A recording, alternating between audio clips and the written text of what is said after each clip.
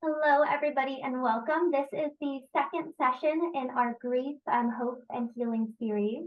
So tonight we are discussing the guilt of grief, and we're really excited and grateful that you all decided to spend your evening with us tonight. My name is Elijah Marquez, and I'm the Community Education Manager at Mission Hospice and Home Care. And we have a really special group of partners offering tonight's program. So I wanted to spend a couple minutes just to introduce each of our partners. I'm sure, some of these partners might have something that could be of support to you all. So I just wanted to make sure we spend some time talking about those. And these are all of the partners on tonight's program. We all are nonprofits serving our community. Kitchen Table Conversation provides education and resources that empower people to have end-of-life planning, advanced care planning, and grief and mourning conversations, both with loved ones and healthcare providers. The California Hospice Network is a strategic partnership committed to sustaining local nonprofit hospice care in California. Members are working, sharing, and planning together to create stronger community hospices that deliver exceptional care and services to our communities. And all three of our next partners are actually members of the California Hospice Network. YOLO Cares is a leading provider of hospice, palliative care, grief support, and caregiver resources in the Sacramento Valley.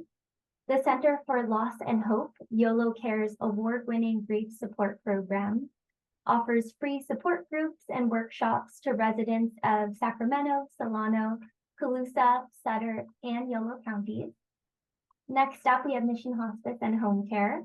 We are committed to providing compassionate and personalized education, grief support, palliative care, and hospice services to all members of the San Francisco Peninsula and South Bay area. And last but not least, we have the Hospice of Santa Cruz County. They are honoring the choices of individuals and families by providing exemplary end-of-life care and grief support throughout the Santa Cruz County area. So if you are in any of those service areas, I really encourage you just to see what free resources might be of support to you. And after I'm done talking, I'll put all those links for each one in the chat in case you want to check them out. So tonight we have two facilitators for our session, Garrick Colwell and Christine Kovach, and they're both in the room here if you can give us a little wave, Christine and Garrick. Thank you very much. And I swear I'm making eye contact with all of you, but you're on the corner of my screen, so I don't know whose eyes to look at when I talk, but pretend that we're all in the room together. So Garrick Colwell is president and CEO of Kitchen Table Conversations and has been a hospice volunteer since 1987. He is a certified grief educator by David Kessler at grief.com and holds a death and grief studies certification from the Center for Loss and Life Transitions under the direction of Dr. Alan Wolfelt. And Garrick will actually lead us in the first hour and a half of tonight's program, and he'll be talking about the guilt of grief. And then following up kind of in a joint conversation, Christine Kovach will be joining the conversation here. And Christine Kovach is the bereavement manager at Mission Hospice and Home Care. Christine is a licensed clinical social worker specializing in grief and loss, and she has more than 2 decades of experience in hospice social work and grief counseling. And Christine will be supporting the last 30 minutes of tonight's conversation. We're calling it a processing session, which is essentially an optional opportunity to kind of share what's been brought up throughout this presentation, any questions that you have. If you have any difficult or, reactions to tonight's content that you want to share with the group, then we are more than happy to hear that during that time. Tonight's workshop is recorded. However, I might end the presentation recording early if we want to have a more intimate conversation so we can feel it out a little bit at the end there. But if you have any questions at any point throughout the presentation, please feel free to put them in the chat. If you send them directly to me, I'm happy to read them aloud anonymously as well. But we love questions and we love input from the community, so there will be lots of opportunities throughout for that as well. And without further ado, I'm happy to pass the mic over to Garrick. Let me stop my screen share and then I'll hand it over to him to kick us off. Thank you. Thank you. Welcome, everyone. It's such an honor to be with you. This is very, very sweet for me to be able to do this with you this evening, because I actually started my hospice career in 1987 working through Mission Hospice. It was my first hospice. So this is just a wonderful full circle for me, 30 some odd years later, to come back and be able to serve the community in which I started my volunteering work. So welcome everyone to our conversation this evening. And it really is intended to be a conversation. It's not me just, droning on and on about this topic, but really engaging and having hopefully a safe place in which you'll feel comfortable enough to share what it is that's on your heart. Ask the questions you would like to ask at any point in time as the presentation unfolds.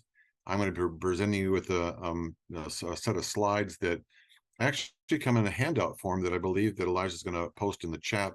If you want to download those, click on the link. It'll open into a separate browser, and you can follow along with me if you like.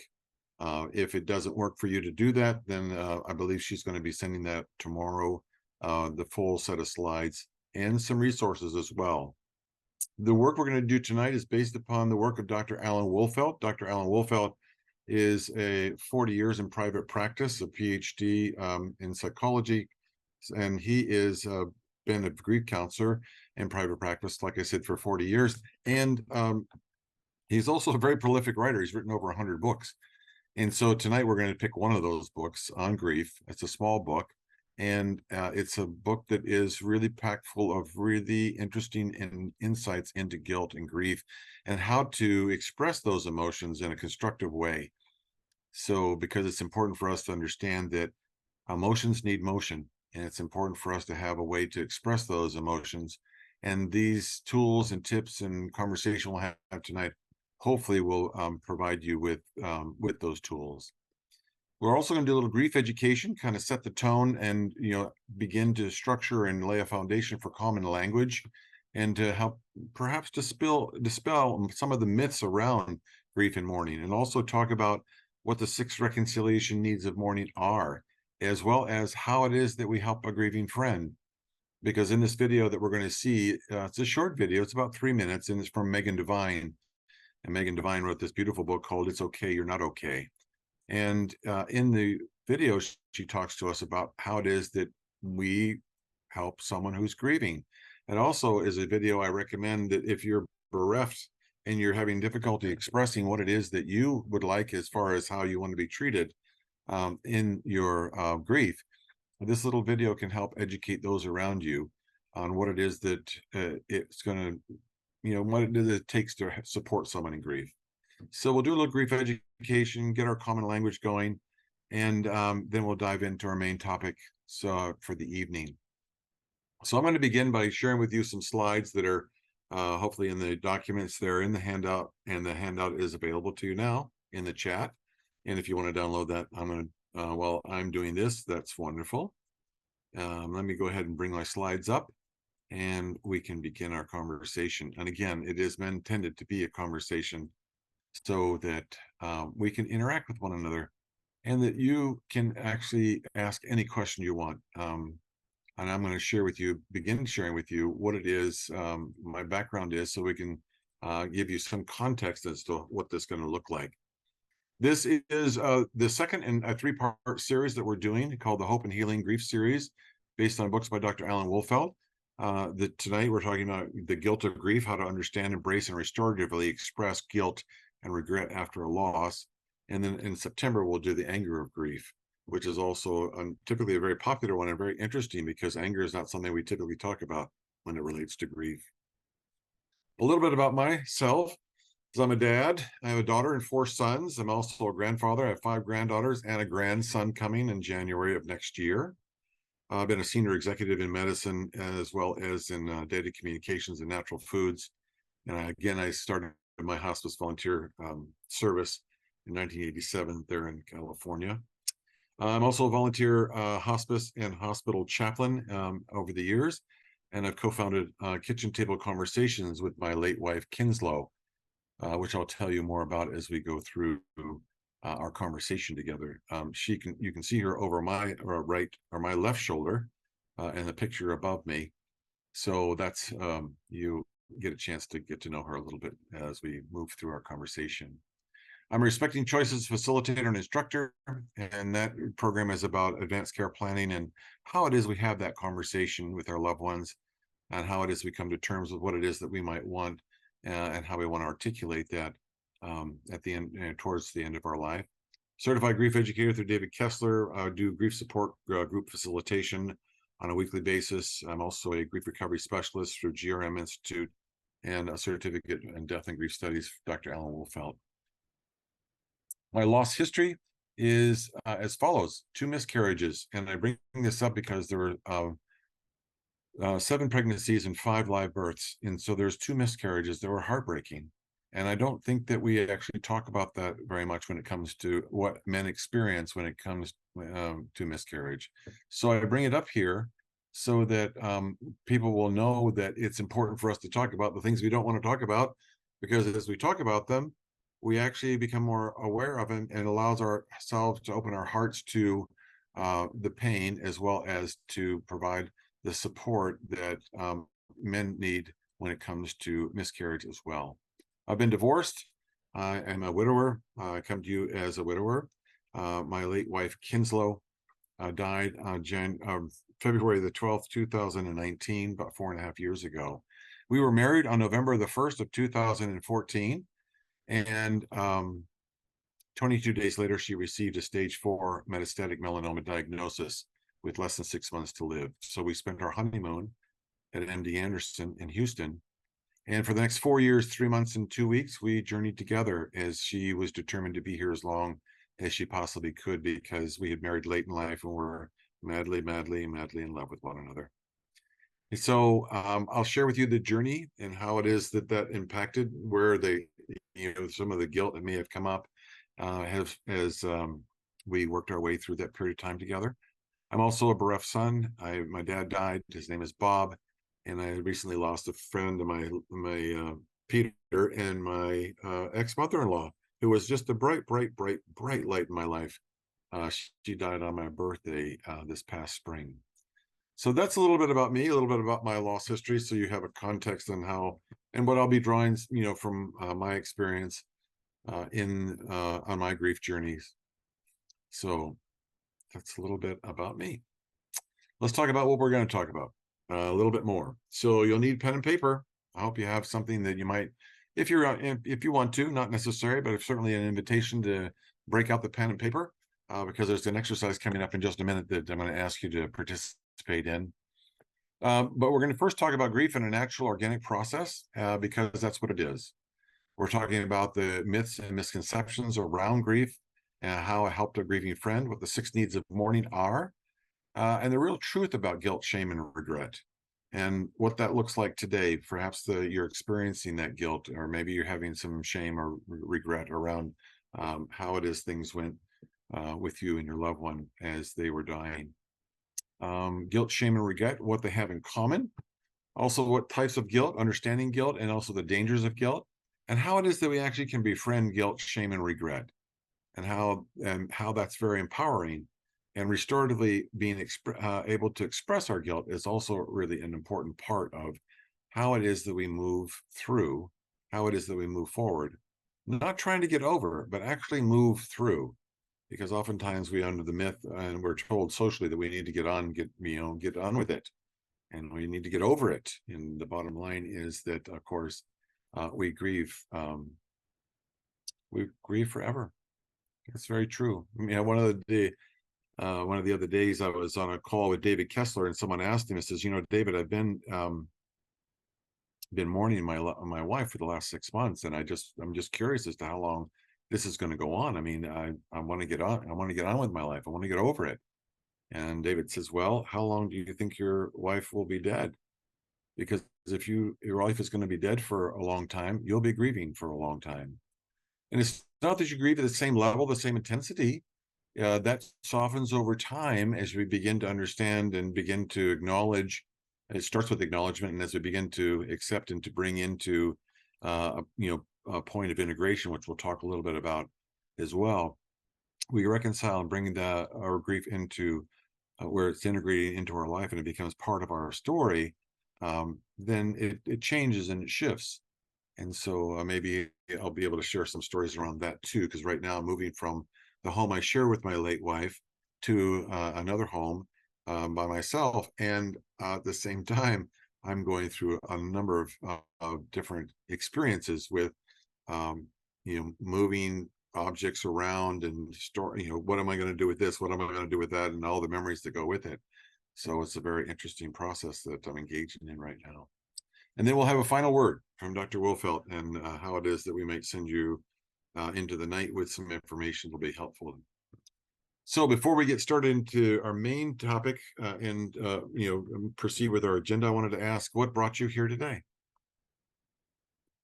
You may be feeling guilty, ashamed, or regretful due to the death of someone loved or another significant loss in your life, or you're trying to help someone else who is. So kind of like, what is it that brought you here today? And you're welcome to place that on the chat. You're welcome to open your mic and share that with me for a moment or two as we begin, if you want to or not. It's also okay. Just use the chat if you like. But what brought you here today? What is it that you want to make sure that we address? Questions you might have that you came already prepared to ask. And then, of course, as questions come up along the way, please, feel free to put them in the chat or to join me in the conversation.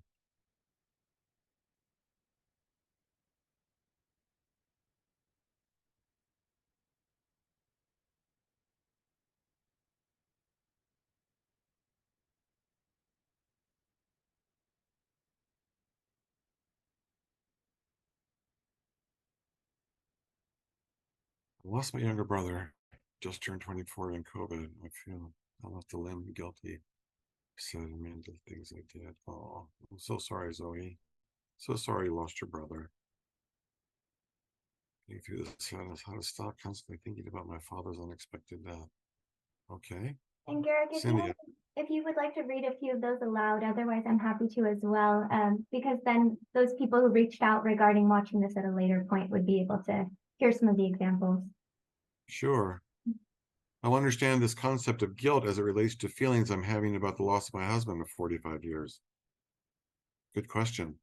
Feeling guilt for trying to move forward, feeling guilt for removing this things, lost my husband in December 2022. Good question, Mary. We're going to come back to that. And I'll share with you what I did in that respect, because that's a really interesting one. Marta has asked, lost my mother in February and have been plagued with guilt over how I handled her demise from dementia. Oh, beautiful. Thank you so much for opening your heart and sharing. I applaud your courage. I just want to acknowledge that. It takes courage to be here this evening, and it takes courage to be willing to share. And I want to share with you something that's very important to understand about stories, and also to understand about groups like this. Grief must be witnessed, and we'll see that accentuated in the conversation with Megan Devine here in a few minutes. But grief must be witnessed, and David Kessler is very, very keen on making sure that we understand that every person's journey. His point is that everybody's grief is as unique as their fingerprint. However, we all share the need for our grief to be witnessed. And this is what happens in a group like this. So we had a chance to be with other people that understand us and that are able to come into a conversation without being judged or without being told that we're doing it the right way or the wrong way, or there is a right way or there is a wrong way. And so that's why it's so important to, hopefully you'll feel safe to do that this evening. My brother and my dad both died this year. My dad didn't raise me, and my brother and I were separated when I was young. Feel guilty about not trying harder to see them. Oh, thank you so much. Beautiful. And keep adding this to the chat, if you will, and then we'll come back and we'll answer each one of them along the way. If we don't answer during the presentation, we'll come back and answer it specifically as well. So thank you all for sharing. Let's go back to our slides and take a look at setting an intention to heal. So what I'd like to do is to invite you to take out that paper and pen or pencil and take a little inventory of where you are with regards to guilt, shame, and regret. Jot down a few notes about any guilt, shameful, or regretful feelings you've been experiencing so far in your grief journey, as some of you expressed in the chat already. And you might be able to answer these questions by saying, since the loss I've been feeling, or I think I've been feeling guilt, shame, and regret about the loss because, and number 3 is I'm taking this class today to actually do what? What would you like to do? So I'm just going to give you a moment. I'm going to be silent for a moment or so and give you an opportunity to reflect on those 3 questions and answer them. You don't have to share them at all, or it may prompt you to do something with what you're feeling and share it in the chat. You're welcome to do that as well. So let me just put on the timer here a minute, and or let's say 2 minutes, and we'll do that.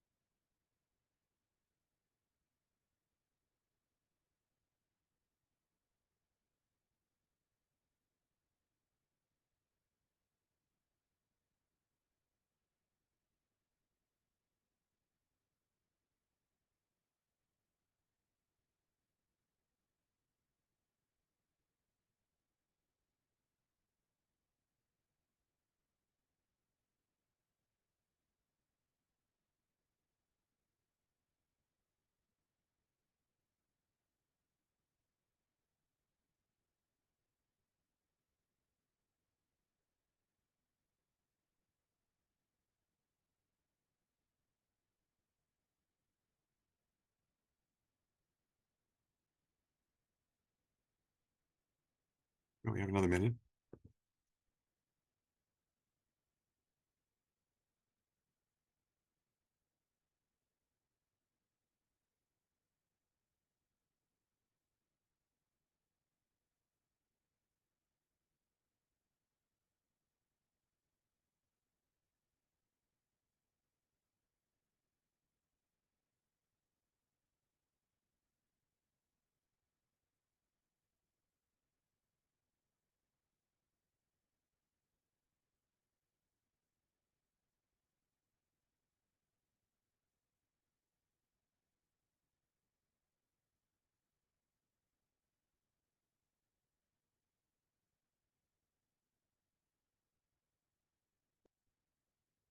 Okay. All right. So let's continue. And the idea is just to take the time, take a deep breath, and to set the intention to heal, which is a large part of how we begin our healing process, is that we have the intention to heal. David Kessler lost his younger son, David, and several months after David died, David Kessler received a phone call from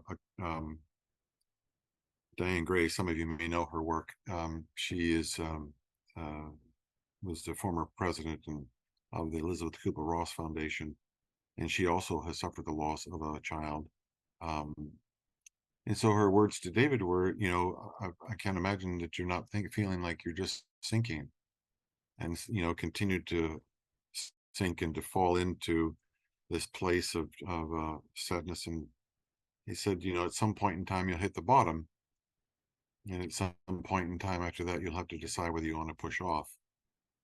And so David had to make the decision, and he, at that point in time when it did come, he decided to set the intention to heal. And then actually it was the inspiration for another book that he wrote called Finding Meaning, the 6th Stage of Grief. So it's important for us to set that intention, and because that intention begins to create momentum around how it is that we go about our healing. And so this is one of those steps we take, education, like we're doing tonight, and a forum in which you can freely express how you are feeling. And so part of this too is helping you on your journey, is to help you understand some fundamentals about grief and mourning, because it's one of those topics we don't talk a lot about. It's more and more on people's minds and in the conversation than ever before due to COVID. And so as a result, there is more conversation taking place, but still there's a lot of misconceptions and misunderstandings about it. The first and foremost is the fact that grief is and the need to authentically mourn is not an abnormal process, but a natural, organic experience that allows us to integrate loss into our lives. It's important to hear this. It's a natural, organic experience that allows us to integrate loss into our lives. Not that we're getting over it, but that we're integrating the loss into our lives. And it's very natural, it's very organic, and it's something that we are equipped, we have the tools that we need. We just not have used those tools necessarily until this time where we have lost and had a significant loss of some type. And so, but it's very natural.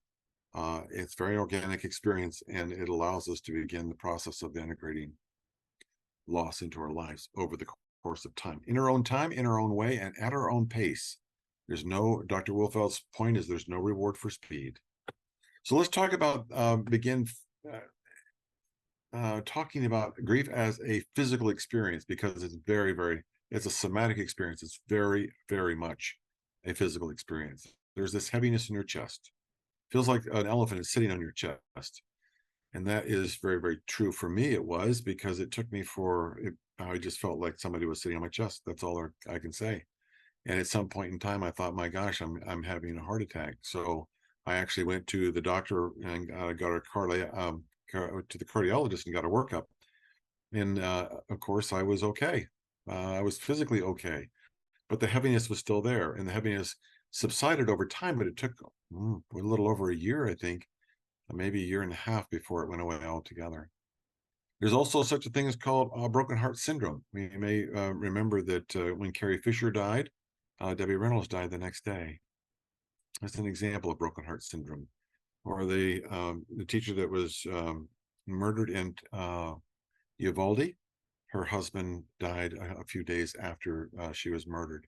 So it's another example of broken heart syndrome. I saw it in my own family. I saw it with my aunt and uncle, married 70 years. My uncle died and my aunt died right after that.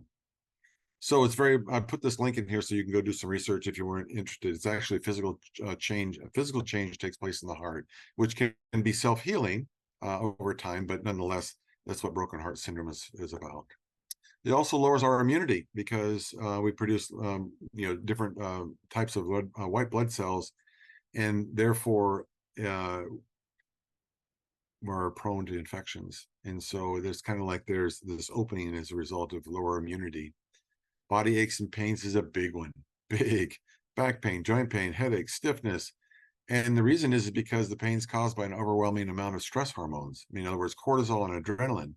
When Kinslow died in my arms in this house on February 12th of 2019 at 4:35 Central Time, in the next moment, I was no longer a husband.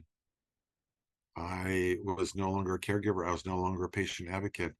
I frankly had no idea who I was.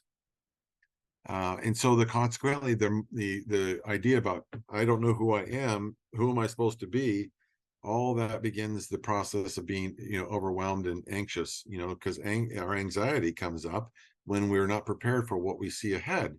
And so we become anxious. And so that fires off the cortisol, that fires off the adrenaline, because our mind is racing to try and figure that out. And so that's where the overwhelming amount of stress hormones winds up in our body. And it shows up in back pain, joint pain, headaches, and stiffness. It's very real, very, very real. So it's something to be aware of. David Kessler tells a story about he had some sort of back pain, and he was sure that he had something wrong with one of his discs. And this is shortly after David died. And here's a guy who's been doing this work for 40 years, and he lost his sweet young son, and he was absolutely devastated. And yet he thought he had back problem. All of a sudden had a back issue, and he had to go. So he did all the workups, got all the scans done. And it wasn't until, here's a grief expert, world renowned. And still he didn't realize what was going on was that he was grieving his son, and everything else physically checked out perfectly. So it's very real. It's very somatic experience, grief and more grief. So, and if you're looking for more information about that, there's a book called Body Keeps the Score by Bessel van der Kolk. And so it's a huge book, very, very popular. Body Keeps the Score. and give you more insight and understanding as to what happens when we have an experience like loss. So digestive issues also is part of it. Symptoms, we can either be very hungry or we have no appetite at all. In my case, I didn't have any appetite at all for days. I mean, I didn't even want to get out of bed. Unhealthy coping mechanisms, that's our MO and how we deal with difficult and stressful situations. Our tendency will be to lean back into those as being ways for us to process our anxiety. Definitely sleep and fatigue. Grief is hard work. It is absolutely hard work. It's hard work, so it makes it hard work, particularly when we're trying to process, particularly when we are trying to come to terms and acknowledge that someone that we loved, someone that we measured our life by, someone that was a mirror to us in our life, is no longer there in a physical form. And that was the biggest problem for me, is that how in the world do I have this love for this person that's just so big? Where is that going to go? So what I realized is that I had to learn to love her in her absence. And that journey continues even to this day, because that love doesn't die. The love never dies. The love never dies. It's always there. And over the course of time, at your own pace, in your own way, I came to a point where I was actually able to remember with more love than pain. That's something I learned from David Kessler. It's like you can, but that takes time. And so in the meantime, sometimes, or particularly in the acute, first few months, and keep in mind that grief time is very, very different, because grief has us slow down, and we see everyone else's life going on, but our life is now slowed down. It invites us to look within and to take stock of where we're at, and it gives us a chance to gain a different perspective, because our heart is shattered. And as we look around how it is that we're going to actually put this back together again, as we do, we find ourselves putting together this patchwork, and this heart is actually broken open, and we find ourselves with perhaps more compassion and more understanding, and more grace over time. So it's important for us to realize that these are all things that happen, but they happen at their own rate of acceptance. So it just takes whatever time it takes. And that someone says, well, gee whiz, it's been 6 months, or it's been a year, or it's been 2 years.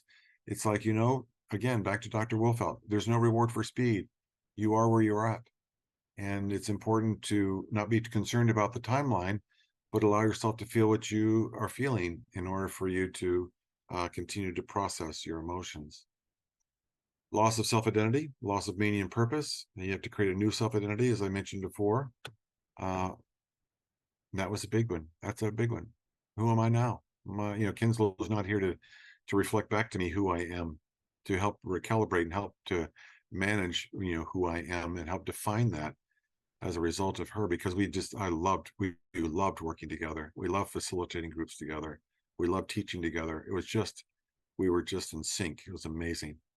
And so that was not there anymore. Now, what do I do? How can I do this by myself? And so all that is part of, loss of self-identity, and then being able to restructure and reorganize without feeling guilty about the fact that I'm moving forward. When I move forward, I'm not leaving her behind. I'm not forgetting her. I've integrated her into my life because I celebrate her each and every day through my focus on two very important things that I learned from her, which are compassion and grace. And so I work on those elements and those qualities within myself. And as I do, I'm honoring her. And so that's integrating. I'm not leaving her behind. I'm not forgetting her by any means, because how is that possible? Well, it's not. It isn't for me. And so consequently, that's how as an example of how I've been moving forward in this work. Grief is a spiritual and emotional experience, and while it responds to awareness, it can't be controlled by logic. Our mind wants to put the pieces back together again. Our mind wants to control the hurt and the pain. Our mind is there for that purpose. I mean, it's helped. I say, listen, touch the hot stove and you get hurt. Don't touch the hot stove. Your mind, I'm going to remind you, it's not logical to touch the stove because it hurts. So your mind's going to say, well, let's stay away from those emotions because they hurt. Well, this is where our mind is not very helpful. Sometimes I have to set my mind aside and say, listen, I'm not going to allow you to continue to terrorize me with the woulda, shoulda, coulda. I'm going to allow you to sit this one out and let me find my heart and allow that come to the fore so that can guide me through my journey and guide me on my journey. I want to come back to my mind when I need it, but I don't need it for this part where it is something that is emotional and spiritual, requires me to be reflective and introspective and to allow myself to feel what I need to feel. Myths and misconceptions. First and foremost is grief and mourning are the same. Myth, absolute myth. Grief is internal, mourning is external. You will naturally grieve, but you will probably have to make conscious, intentional, and regular efforts to mourn. That's where we set our intention to heal. We set our intention to heal because we're willing to now entertain how it is and to reflect upon how it is that we actually express our grief. In other words, grief, when it turns into mourning, is actually our grief gone public. This is something Dr. Wolfelt teaches a great deal about. It's about walking with someone as a companion and allowing them to take that grief and express it in mourning. And that mourning can look like crying, it can look like journaling, it can look like doing artwork, it can take a walk. There's all sorts of ways of expressing our grief and turning it into authentic mourning. And as we turn it into mourning, we're creating momentum towards healing. Time heals all wounds. Truth is the time it's not the truth is that action over time. That's why setting the intention and following through education and exercise and tips and tools that you'll discover this evening that'll actually help you begin healing that wound. So it's action over time that heals wounds. It's not just time. Time just, when the old adage is time heals all wounds, is kind of like, well, yeah, if you stuff it long enough, you think you might be able to outrun the feeling, but that doesn't true. It comes up in other ways. So it's action over time that heals. Grief is linear, 6 stages: denial, anger, bargaining, depression, acceptance, and meaning. Truth is that grief is messy. The stages are tools to help us frame and identify that what we may be feeling. They're not stops on some linear timeline in grief. Not everybody goes through all of them in a prescribed order.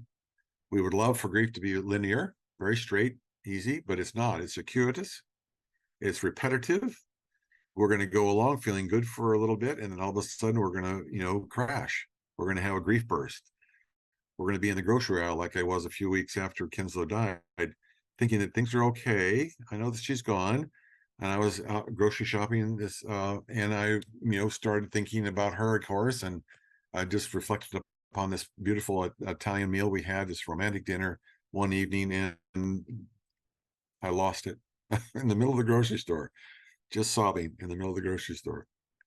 So it's like those things happen, and they happen because our grief, although it waits unwelcome, it's also very persistent in saying, I want your attention. You need to pay attention to me. You need to feel what I'm bringing to you in grief, so that you can mourn authentically and you can, heal the brokenness, but also learn along the way that what's underneath the pain is actually the love.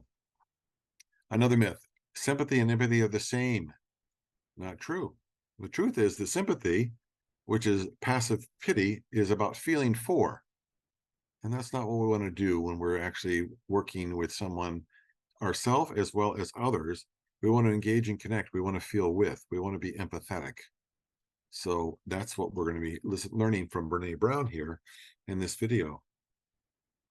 Let me see if it'll open up here in this. No, it won't. Okay, hold on a second. I'm going to go get it. And Garrick, while you do that, I'll just share a couple of the great comments that have come into the chat. So we had a lot of people feeling those same feelings of physical grief. And I think it's nice, even for myself, to kind of validate that that's okay and that's normal, and that grief is exhausting mentally and physically. And that is something it sounds like most of us in this room have experienced. We've had a couple of people share that they feel guilt about being the last person surviving, or not wanting to jump into happiness and to jump into living in life because the people they've lost didn't have that opportunity, and feeling guilt for having those feelings because they have the opportunity to live. I think that's a very common feeling. Let's see, we've got some really incredible sharings, and I know I won't be able to read all of them aloud, but I am reading through every single one, and it seems like a lot of people in the group are as well. So thank you to all of those who are sharing, and please continue to do so. And I'll keep interrupting you, Garrick, and reading some of these aloud. Yeah, and what we can do is we can circle back around and make sure we touch on each one of them and make sure they either were answered during the conversation about what we're talking about here, or that we'll dive in and we'll sort it out right then. Okay, thanks. So let's turn to Brene Brown, talk a little bit about the difference between empathy and sympathy, because it's an important, 2.5 minutes, 3 minutes here, and wonderful education. She does a brilliant job here. So what is empathy, and why is it very different than sympathy? Empathy fuels connection. Sympathy drives disconnection. Empathy, it's very interesting. Teresa Wiseman is a nursing scholar who studied professions, very diverse professions where empathy is relevant, and came up with 4 qualities of empathy.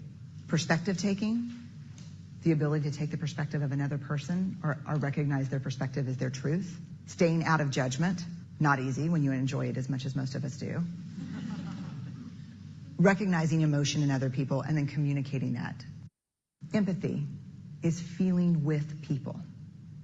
And to me, I always think of empathy as this kind of sacred space when someone's kind of in a deep hole and they shout out from the bottom and they say, I'm stuck, it's dark, I'm overwhelmed. And then we look and we say, hey, you climb down. I know what it's like down here, and you're not alone. Sympathy is, ooh, it's bad, no. You want a sandwich? Empathy is a choice, and it's a vulnerable choice, because in order to connect with you, I have to connect with something in myself that knows that feeling. Rarely, if ever, does an empathic response begin with at least. Yeah. And we do it all the time. Because you know what? Someone just shared something with us that's incredibly painful, and we're trying to silver lining it. I don't think that's a verb, but I'm using it as one. We're trying to put the silver lining around it. So, I had a miscarriage. Oh, at least you know you can get pregnant. I think my marriage is falling apart. At least you have a marriage. John's getting kicked out of school. At least Sarah is an A student. But one of the things we do sometimes in the face of very difficult conversations is we try to make things better. If I share something with you that's very difficult, I'd rather you say, I don't even know what to say right now, I'm just so glad you told me.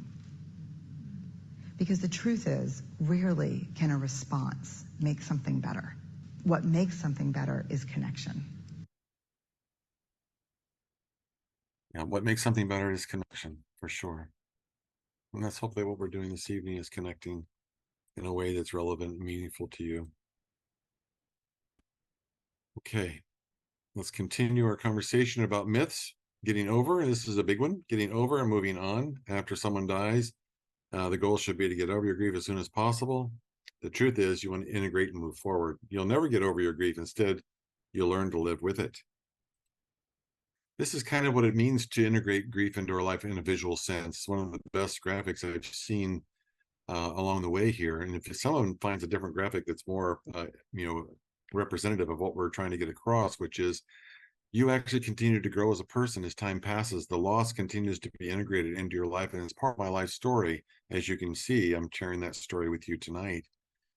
And so it's an idea is that we grow around and we're able to carry that grief with us, carry that experience with us, because it is part of who we are, an inextricably part of who we are. And so this is what really happens when we grow around our grief. The reality is that when you will grieve forever. This is Elizabeth Kubler-Ross, a book that she co-wrote with David Kessler called On Grief and Grieving, Finding the Meaning of Grief Through the 5 Stages of Loss. So what they did is they took the 5 stages of dying that she had made so popular in her seminal piece that came out in the mid-1960s, and applied it to, many years later, applied it to grief. And this is what she said. This is what they say. This is what she said, and this is also something they talk about on the very first page of the book. The reality is that you will grieve forever. You will not get over the loss. You will learn to live with it. You will heal, and you will rebuild yourself around the loss you suffered. You will be whole again, but you will never be the same, nor should you be the same, nor would you want to. It's so important to understand. I would not want to, have missed the opportunity to be loved and to love someone as deeply as I love Kinslow, and to be loved as deeply as she loved me. So of course I would go through this again in order to be able to have that love in my life. But it's tough. It's tough. It's tough. It's hard. It's brutal. So how do we help a grieving friend? Well, we're going to turn now to Megan Devine and kind of give you an idea of taking the empathy sympathy distinction we talked about a moment ago, how we apply it. And this will kind of now begin to anchor in some of the things we've heard about, some of the myths we've dispelled, some of the basic foundational information we heard a few moments ago, and start anchoring into action and things that we're the way that we would like to be treated and the way that we can become aware of how to treat others who are grieving. Very important point.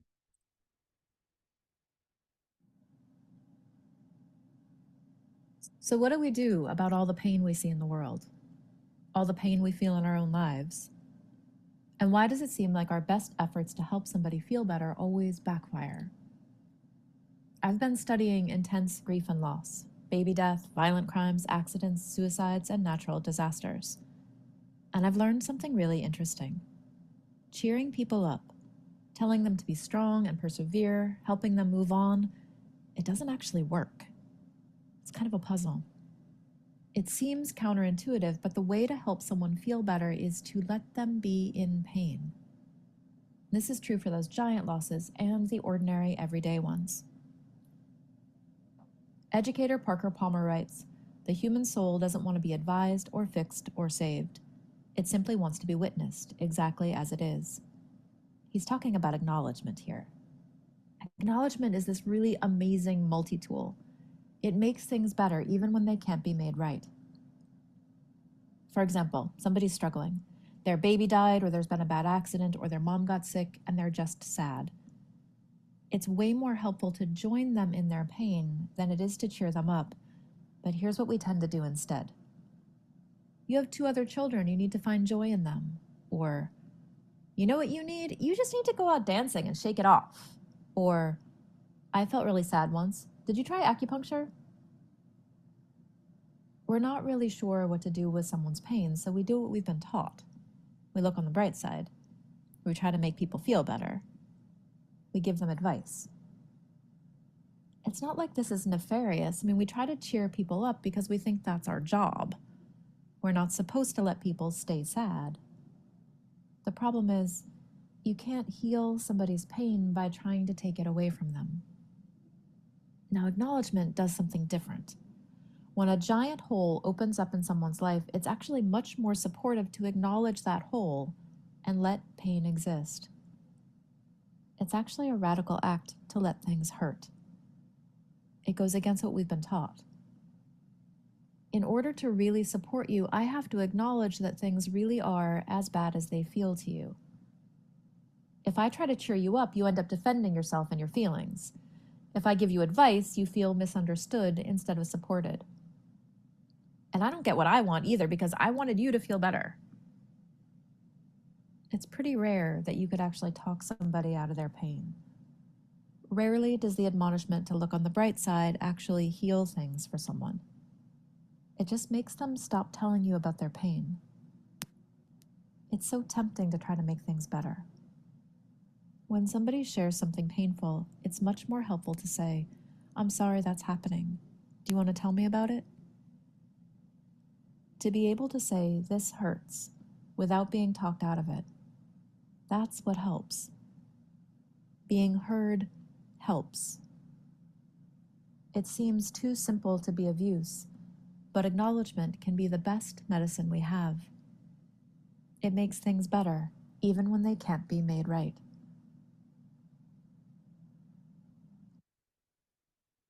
Megan Devine, the links here in the chat and the on the slides for you to be able to download that and to be able to use it. Not only for a refresher on how it is that you might want to show up for others, but also you can use it as a tool to educate others, because cheering people up doesn't actually work. Although it's very counterintuitive to let them be in their pain, it's the most important thing is to be present to the fact that they are there and allow them to find their way, because they will find their way. And all we do if we try to interfere is that we delay their finding their way. So being heard helps. I'm going to skip over a couple of slides here in the interest of time. You can come back to review them if you like.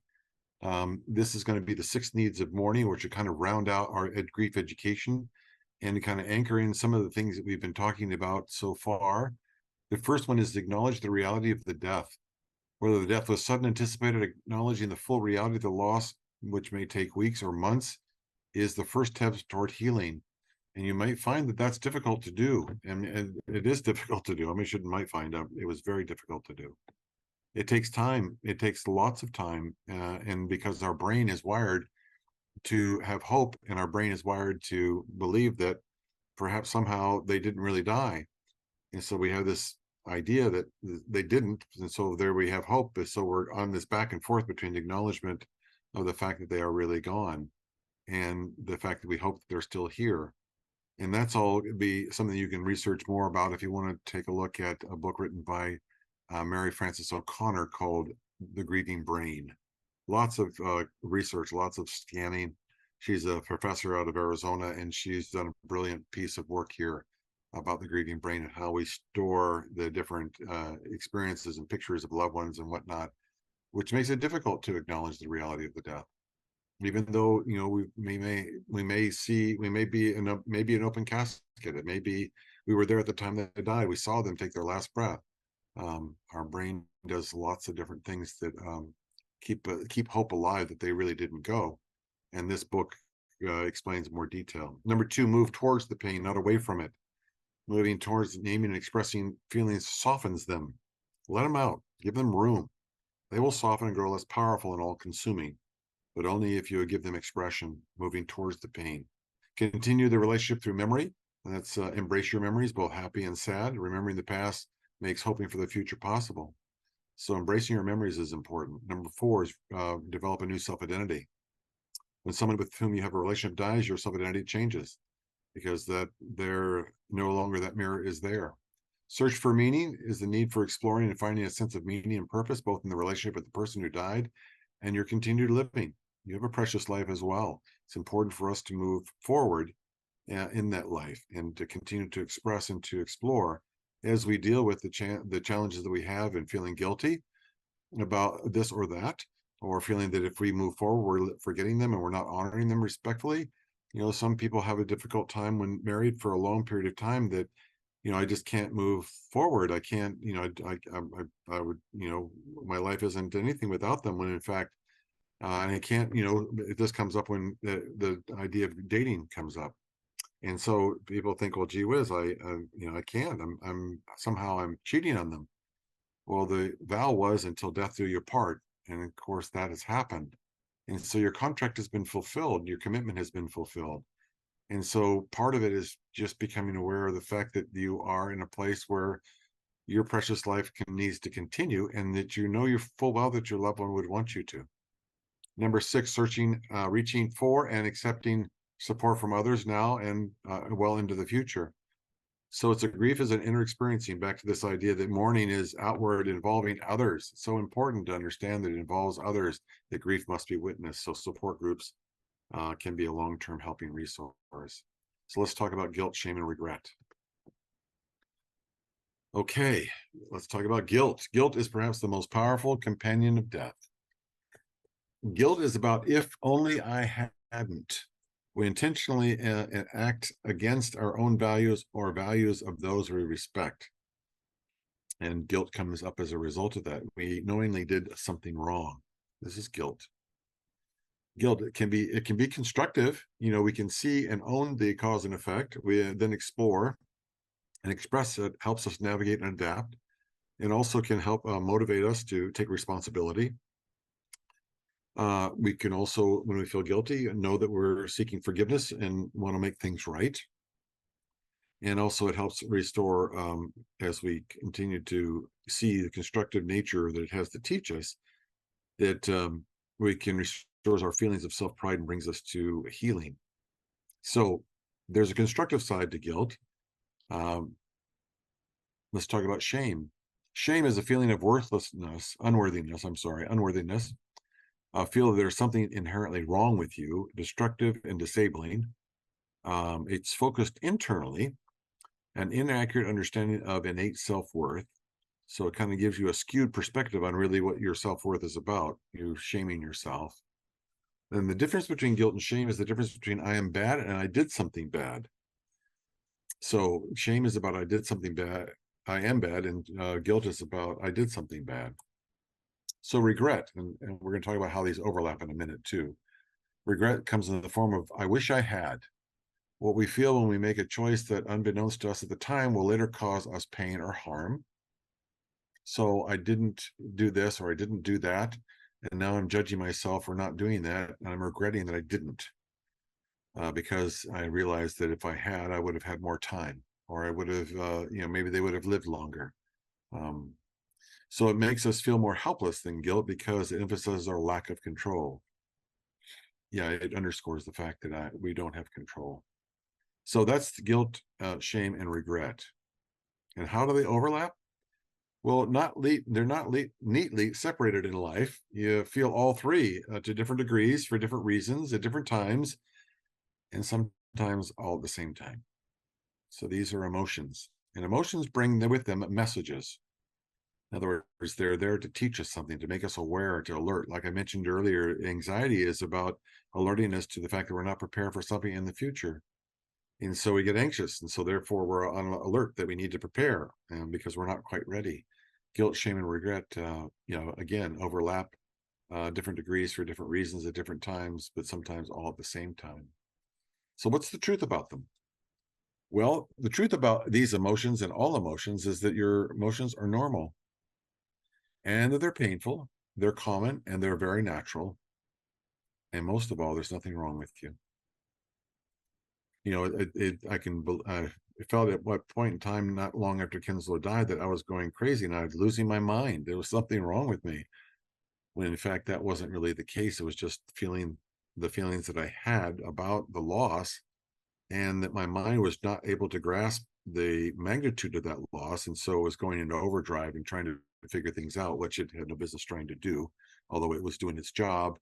But nonetheless, it became where I said, hey, wait a minute, I'm just beating myself up for no reason whatsoever, because there's really nothing wrong with me. This is what it looks like. This is what grief looks like.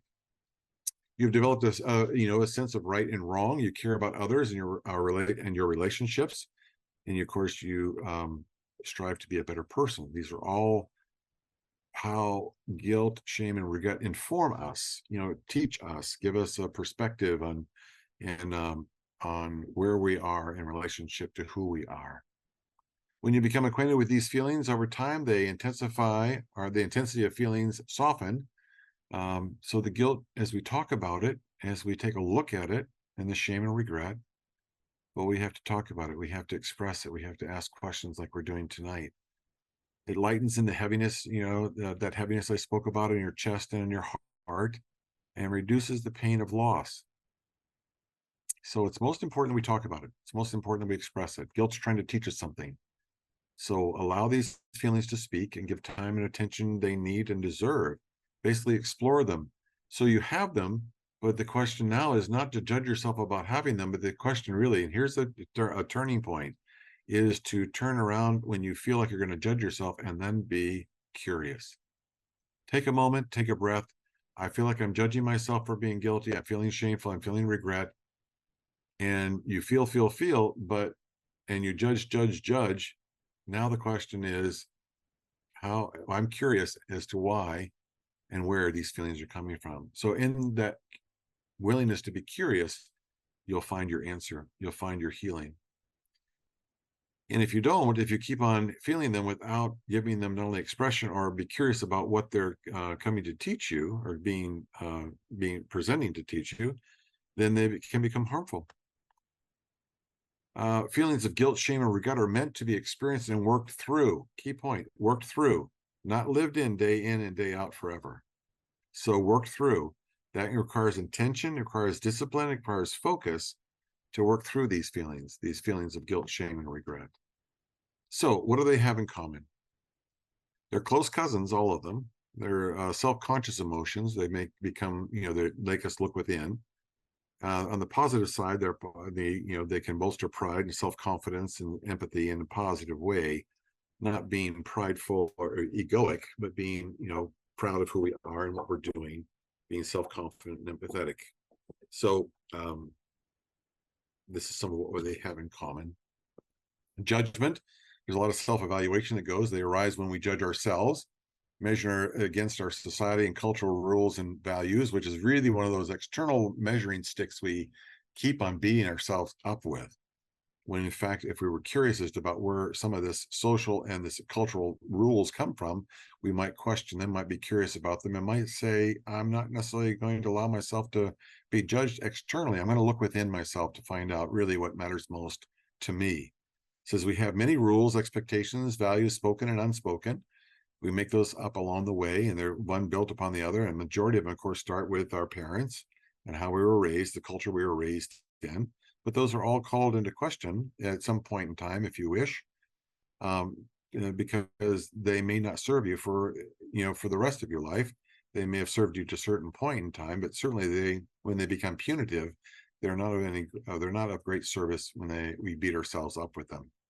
Falling short of our standards of morality is also another part of this. So in grief, you may be struggling in a more profound and painful way, which is understandable. And that's part of the judgment that comes with. But again, when we judge, take a moment, take a breath, and become curious. Backward looking, we naturally turn around, normal and necessary, of course. You've got to go from the darkness before you get into the light. You got to learn to say goodbye before you can say hello. And so remembering the past makes hoping for the future possible. The key is to not get stuck in the past and do not ruminate, not to beat yourself up, not to have lots of self-recrimination. But again, stop that recrimination by becoming curious. Befriending, and this is how we become curious. We begin befriending and integrating guilty feelings into what our life is now. You won't be able to eventually move forward unless you do. And that's the key, is that this kind of stops us from moving forward because we are kind of hung up in this idea that we need to be guilty. And not that we dismiss it, but that we actually feel our way through it. Secrecy. You would prefer to keep your guilt a secret, would you? Guilt, shame, regret live in deep, dark corners. Losses are stigmatized, particularly these losses: suicide, overdose, murder, mental health crises.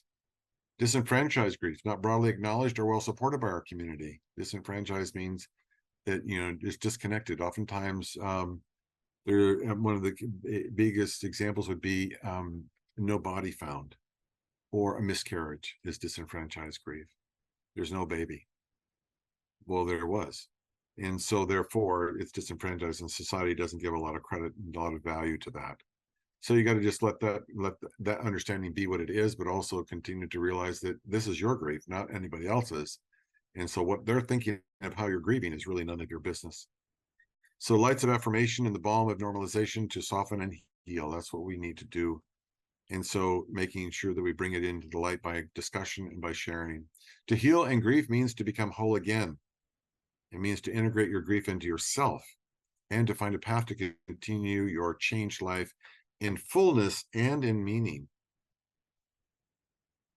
Again, back to this graphic where you see that we're integrating the loss into our day-to-day life over the course of time, in our own way, at our own pace. There's no reward for speed. So what are the types of guilt we experience? There's 3 types here we're talking about so far, which is clean, dirty, and survivor. Clean guilt is the normal pain that follows difficult life experiences. I could have been a better caregiver. I could have asked for more help earlier on so that I could have spent more time with Kenzel as her husband and not as her caretaker, not as her caregiver.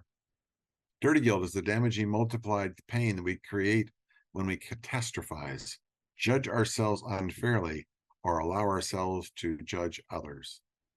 That's when it becomes dirty, becomes mixed up. It can become pretty complex as well.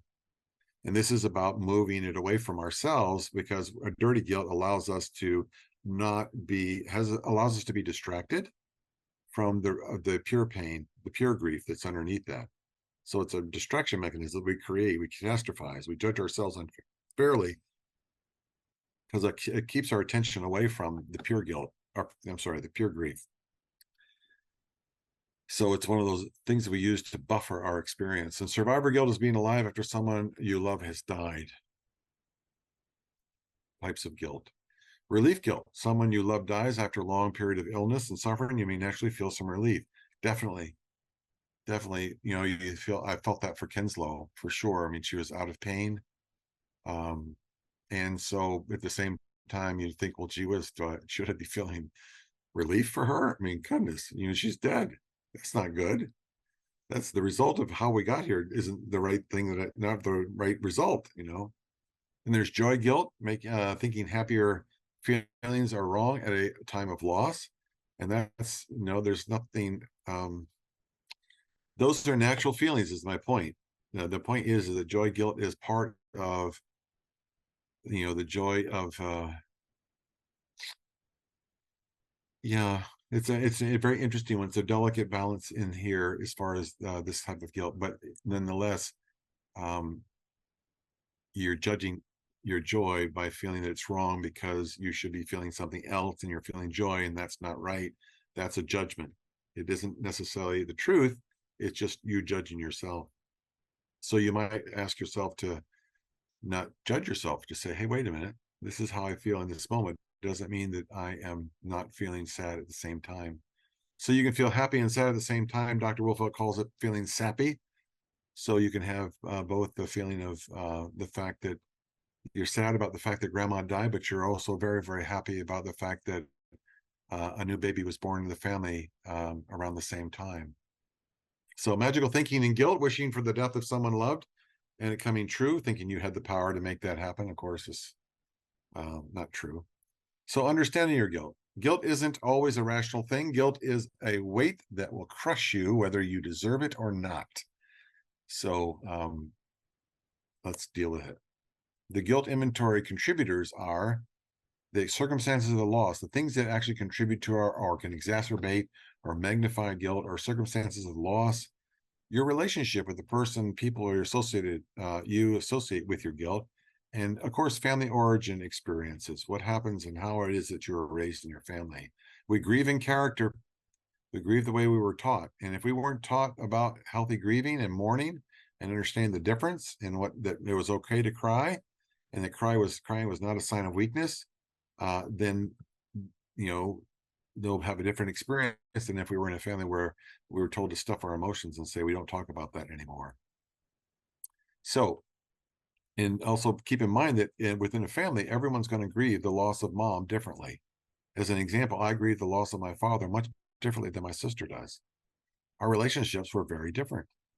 And so consequently, you have to allow for that. You may find that your siblings aren't grieving your mom as you thought they should. And here you are, the caregiver, doing all the work, and they didn't lift a finger, and you're resentful that they can, you know, they didn't do it right. They didn't help. So now you've got that going on. And the point is that they just maybe didn't know how. They couldn't, you know, they couldn't. They didn't know how. They didn't have it. I didn't have the emotional wherewithal to be able to do what you did. So contributions to guilt is personality factors, your current life circumstances and relationship, your spiritual beliefs, if you have them, and also cultural expectations that might come along with death of a loved one. Some of the dangers of guilt are the potential dangers of long-term unreconciled guilt stresses the body and causes illness. And I've seen that happen. I've heard stories, I should say. Shame can boost stress hormones. I mean, of course, inflammation, damaging the immune system, certainly can contribute to depression and prevent happiness and joy. And so here is the physical component and the link to Bessel van der Kolk's book, The Body Keeps the Score. What does guilt feel like in your body? Let's stop for a moment and see if you can locate the sensation and describe it to yourself. Just take a moment and see if you feel guilt, where you feel it, where it shows up in your body. What did you notice? What are the qualities of those feelings? When you take a moment and just done a quick body scan, take a moment and see where it might show up. Because it does show up in our body. For me, it showed up in my chest and showed up in my belly. And I would have, of course, aches and pains in other parts of my body. And I, of course, refused to believe it had anything to do with my age. So discounting that, I just realized that it was, I could identify that it showed up. And there's a heaviness to it, a darkness to those feelings. It's like, oh, geez. Like kind of like I'm walking in molasses. Guilt feels bad emotionally. It hurts. Anything that hurts is a symptom that needs attention. So when there is something that is hurting you, like you have these feelings, it's important for you to express them. Guilt, shame, and regret may negatively affect your relationships. It lowers your self-esteem. It also makes you feel unsure of yourself. You feel less worthy of love and care. And it likely blocks affection and companionship and certainly intimacy. Guilt shuts you down and makes you feel isolated and anxious and burdened, like you're carrying this heavy weight. Long-term, ongoing, or unrelenting guilt will get in the way of spiritual experiences like awe, gratitude, and joy. And if that's what you're experiencing, it's important for you to seek help of a counselor or a group where you can actually begin to process these feelings of guilt. You can also feel stuck and off track, kind of like a boulder is blocking your path to your healing. And all this off track, stuck, boulder blocking your path, all that is something that you can work with through intention and being in a place where you're not being judged, and someone can walk with you as you find your way through the wilderness of grief. So we'll talk about how we want to befriend that. So Eckhart Tolle says guilt, regret, resentment, and all forms of non-forgiveness are caused by too much past and not enough presence. So it does have us living in the past. So when we're befriending our guilt, shame, and regret, we want to do safety first. Go somewhere you feel safe and calm. Go somewhere where you feel safe and calm, where you can focus on, express your emotions however you want without judgment, and feel you'll be okay doing so.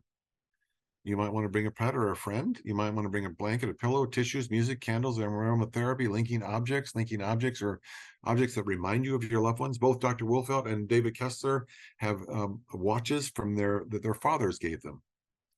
And whenever they're thinking about their dads, they put their watches on, and that connects them with their dad, and they fondly remember their dads as a result of having that linking object. So that's what linking objects do. So what you want to do is also make sure that you banish anything that makes you feel anxious, so you're able to be there and express your emotions without. You might want to shout. You might want to throw rocks. You might want to go to a place along the ocean or along the pond and just throw rocks. You might want to scream into a pillow.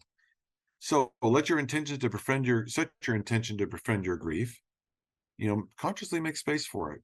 Invite it to have a cup of tea. Sit down and get to know where the grief is coming from. Be curious.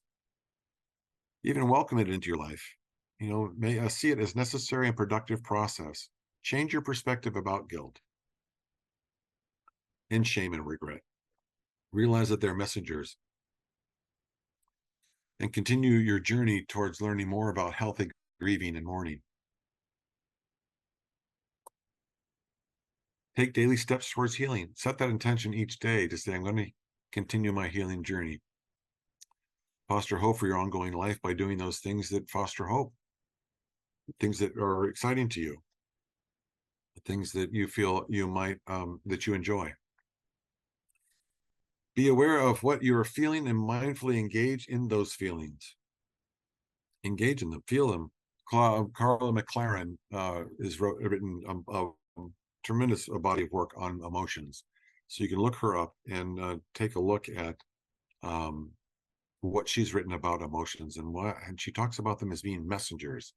And so you can dive deeper into that work and see some tools and techniques that she has around how you continue to befriend your guilt, shame, and regret.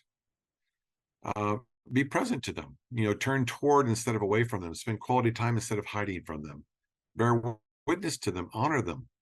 I know this may be very counterintuitive. This may not feel, like it's like, well, this guy's crazy. Well, Dr. Wolfelt's basing this on 40 years of experience and having, companion over thousands and thousands of people on their grief journey. And so there might be something worth considering. But if it's not right now, it's okay. Maybe we're just planting seeds right now. Some of this may not be something that you want to embrace right now. That's okay. You've got the handout. You'll be able to come back to this material if you want to. Considering that your grief, including your guilt, is your love in a different form. That's a mind-blowing statement. That's a mind-blowing statement. So underneath this is the love that you share. And you think, how in that world is that possible? Well, that's how you find out. You find out how it's possible by being curious about it. Regard it with compassion and tenderness, just as you do your love. And those emotions will soften. That guilt will soften, and you'll become more aware of where it's coming from and be able to heal what is that's bothering you. A dose of guilt is a brief, intentional encounter with your thoughts and feelings. So take a dose at a time. Take a dose at a time. Dose yourself with it. You don't have to deal with it all over one evening or in one class, or you don't have to have, there's no timeline for this. You can just dose yourself with their experience, because over time, feelings of guilt are recursive and can appear random when they do come up, when possible. So when they do come up, when possible, accept them as they come up. Stop what you're doing. Embrace them with acceptance and intention. I'm feeling guilty right now. I wonder why. I'm feeling guilty right now. I wonder why. Restoratively expressing your guilt, shame, and regret. Dr. Wolfelt tells us that grief is all your thoughts and emotions you have inside about your loss. Grieving is feeling your loss on the inside. Mourning, on the other hand, is expressing your grief on the outside. You've heard me say this many times this evening. Mourning is giving voice to your grief and sharing it with others. Mourning is what gives your grief momentum. Mourning is how you heal.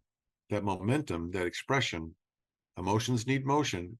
In order to heal it, you have to feel it.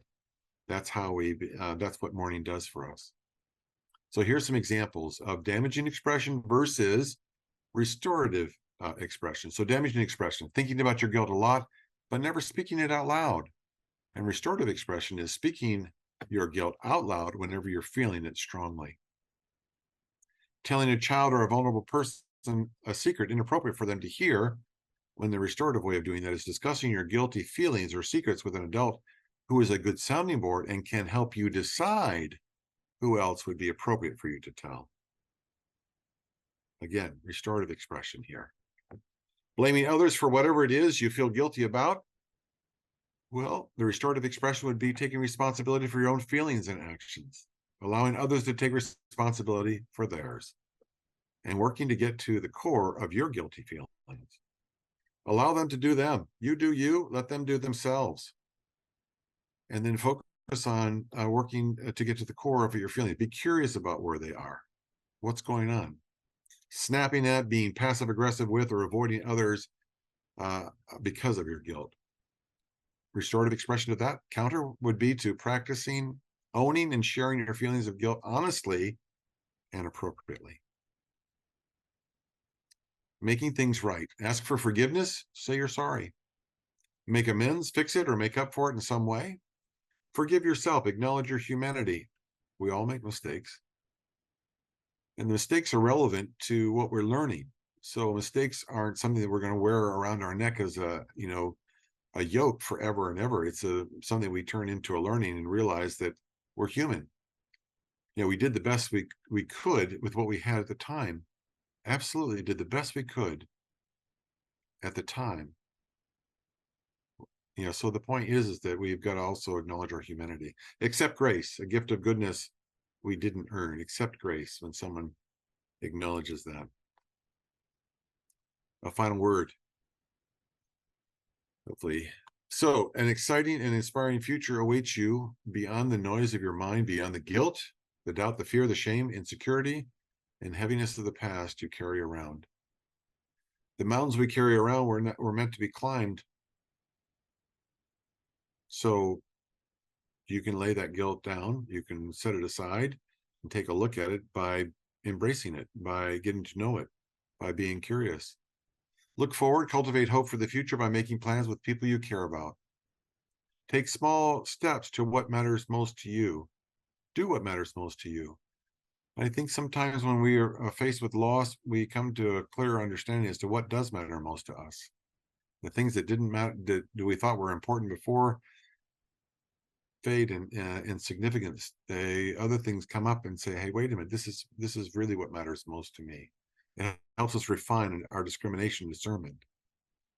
Self-compassion, practice it. Self-love, practice it. I mean, you have to love yourself before you can love someone else. Become your own best friend. Be kind to yourself first. Care for yourself in all 5 areas, physically, cognitively, emotionally, socially, spiritually, whatever that looks like for you. Sometimes it's a pint of ice cream. So for me, sometimes it's a massage, sometimes it's a bubble bath, sometimes it's just simply a walk in nature.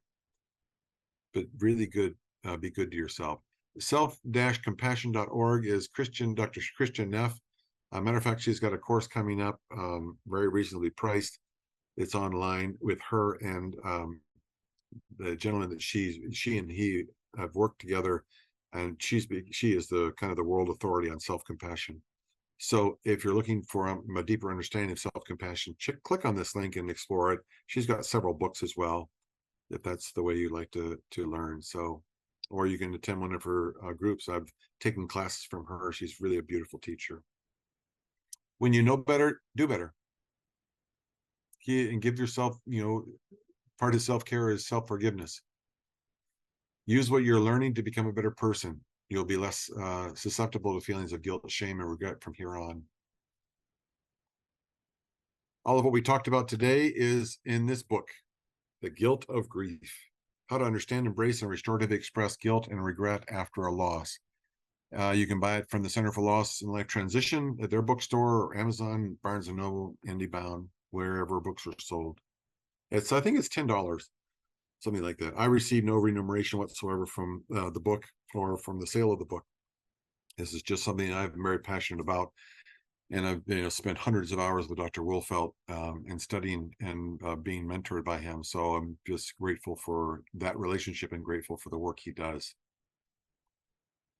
So be in touch. If you've got questions, please feel free to touch in with me, and I'll be happy to work with you. So let me stop here and let's go to where we are with our chat.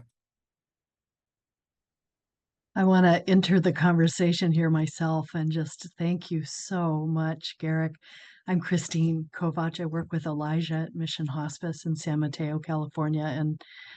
And Garrick, such a gift again for you to be with us for this really important conversation. So, Thank you. And thanks to everyone here for your really profound comments and willingness to be vulnerable in your sharing. So how would you like to do questions, Elijah? Or shall we just kind of move our way into an open your mic and pose your question? What would you like to do? Christine, you look like you have a suggestion. Take us away. Yep. Well, I mean, many of you have been kind of putting in your reflections in the chat as we've been going. I want to ask all of us to just consider: is there something that struck you as important for us to touch back on, or something more that you want to expand on? Well, we have the chance to be together this evening. We have about another half an hour or so.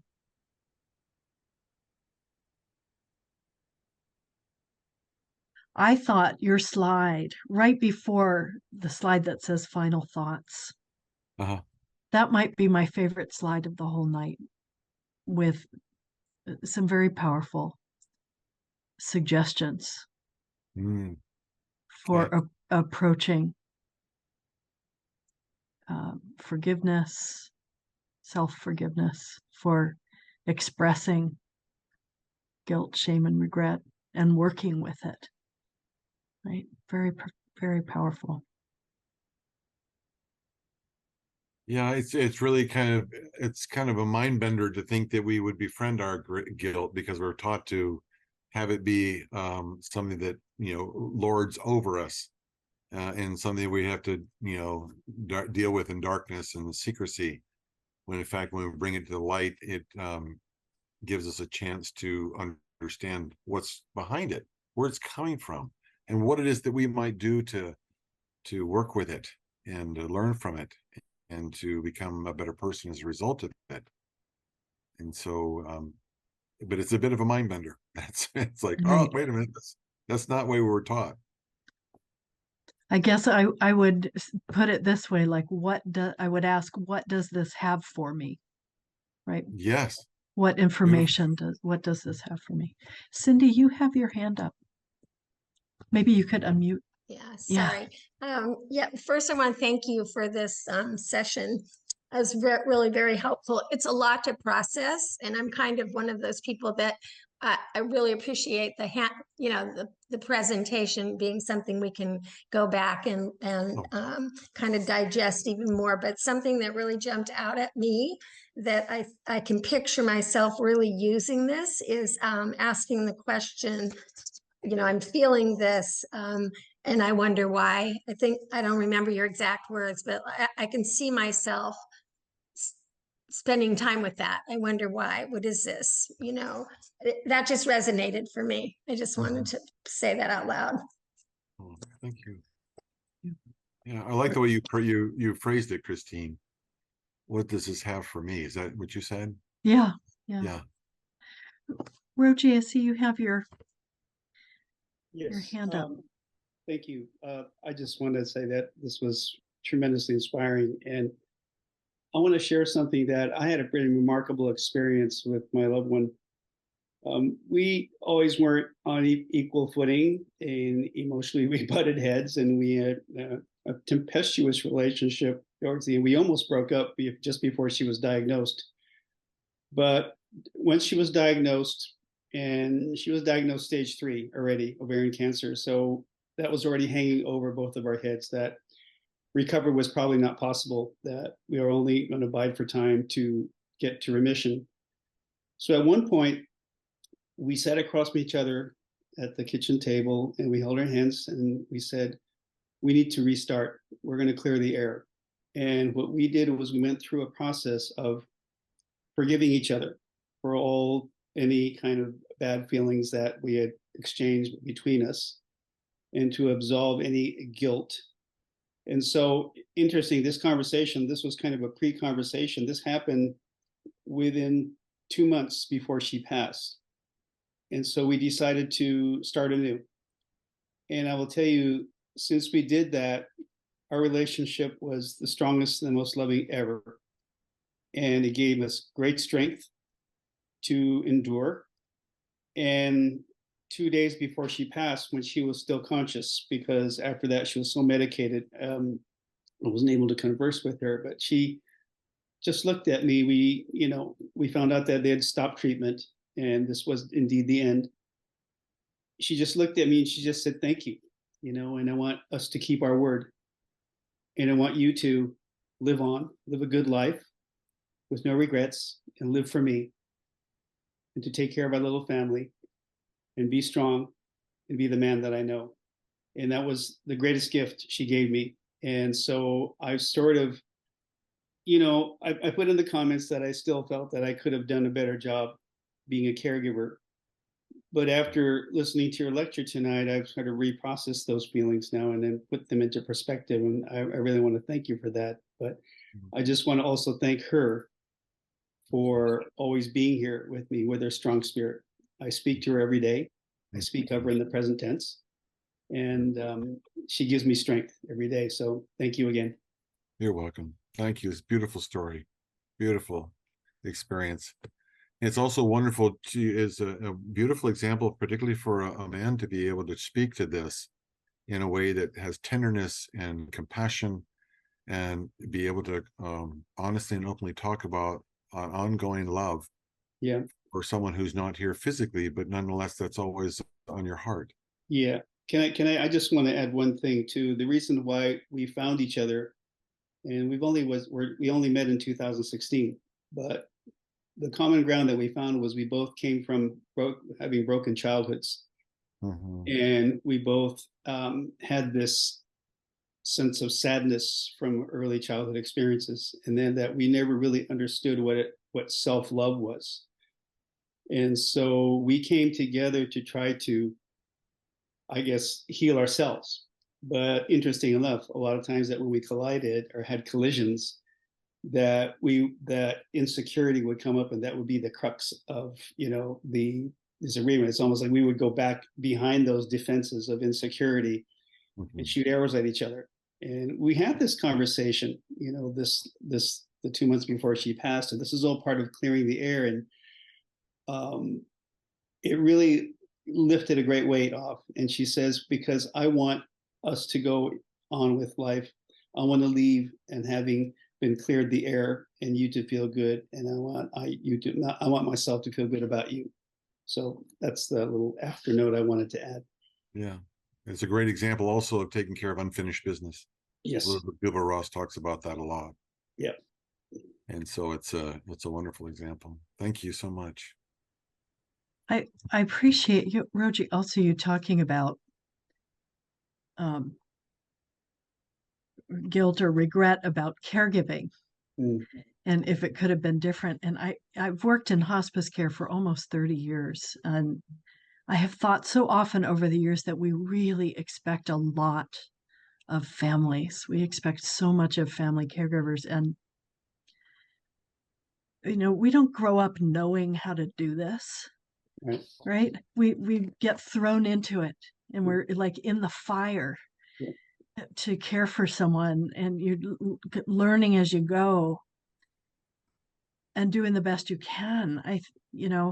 Unless there were some extraordinary family models who paved the way and showed you how to do this in past generations, most caregivers are just simply surviving it and doing the best they can.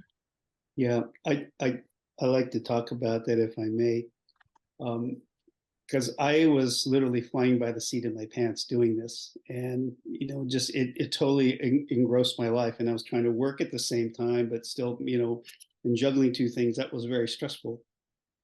But I think the most difficult thing that I started talking to, I was with the Bay Area Cancer Foundation group last week. I was talking about the trauma of things that happened during her journey within the last year, particularly. She had a series of very serious nervous breakdowns, were frightening experiences.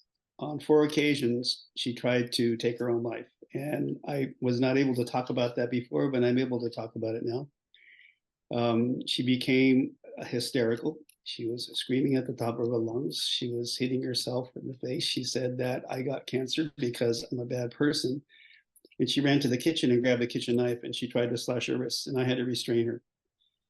And I had to stay so composed and to not let her do that, number one, but also not to panic and to call 911, which would have been the wrong thing to do, because they would have taken her away, put her under sedatives, and it would have totally disrupted her treatment. And what would have been the result of having her put in a psych ward? So that happened 4 times, and I had to internalize that. And it was really something really, really heavy to carry around inside of me. I didn't tell anybody. She said, don't tell anybody. I said, okay, I won't tell anybody. She said, you can talk about it later. She means now. So that pain of carrying that around and not really knowing what to do really really totally stressed me out. I was just a wreck, but I couldn't show my weakness because I had this idea that being a caregiver was supposed to be a rock. You're supposed to be the stalwart, immovable object of literally, stability and strength. And sometimes then she would scream and yell at me. She said, why aren't you showing any compassion? Yes, you're not showing any compassion at all. And then I had to try to answer that by saying, well, if I get come apart as much as you're come apart right now, that wouldn't do us either of us any good. So I used to think to myself, boy, was I wrong? Should I have been, more? How could I have shown more compassion at a time like that? So these are some of the conflicting things that I have to process and deal with. And it's some pretty heavy stuff to carry around, and especially when I couldn't tell anybody about it. because I made a promise to her. And so I kept that promise until now. But I'm not ashamed to talk about it. I think why I have to get it out, because this is something that really would terrorize me, literally, and I have a workshop, and times like that, I would excuse myself after she calmed down. I would go to the workshop and cry by myself just because I didn't feel like I could cry in front of her, and maybe that was wrong. So these are kind of things I'm trying to figure out right now. Thank you.